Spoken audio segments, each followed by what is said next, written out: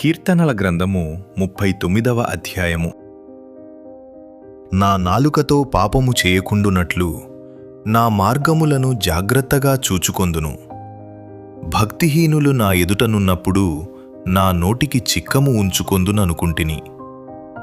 నేను ఏమీయూ మాటలాడక మౌనినైతిని. క్షేమమును గూర్చి అయినను పలుకక నేను మౌనముగా నుంటిని. అయినను నా విచారము అధికమాయెను.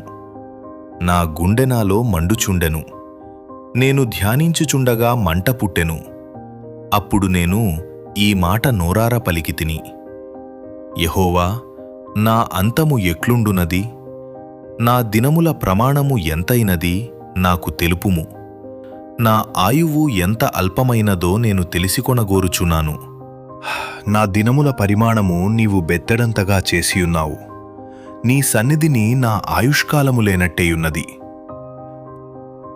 ఎంత స్థిరుడైనను ప్రతివాడును కేవలము వట్టి ఊపిరివలే ఉన్నాడు. మనుష్యులు వట్టి నీడవంటివారై తిరుగులాడుదురు. వారు తొందరపడుట గాలికే గదా.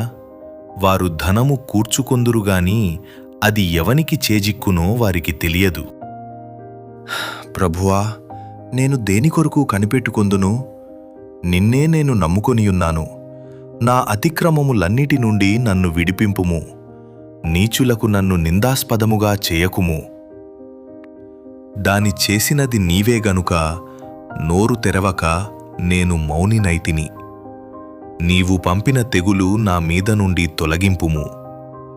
నీ చేతి దెబ్బ వలన నేను క్షీణించుచున్నాను.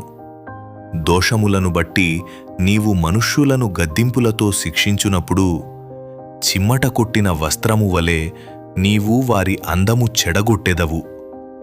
నరులందరూ వట్టి ఊపిరి వంటివారు. యెహోవా, నా ప్రార్థన ఆలకింపుము. నా మొరకు చెవియొగ్గుము. నా కన్నీళ్లు చూచి మౌనముగా నుండకుము. నీ దృష్టికి నేను అతిథి వంటివాడను. నా పితరులందరి వలె నేను పరవాసినయ్యున్నాను. నేను వెళ్ళిపోయి లేకపోకమునుపు నేను తెప్పరిల్లునట్లు నన్ను కోపముతో చూడకుము.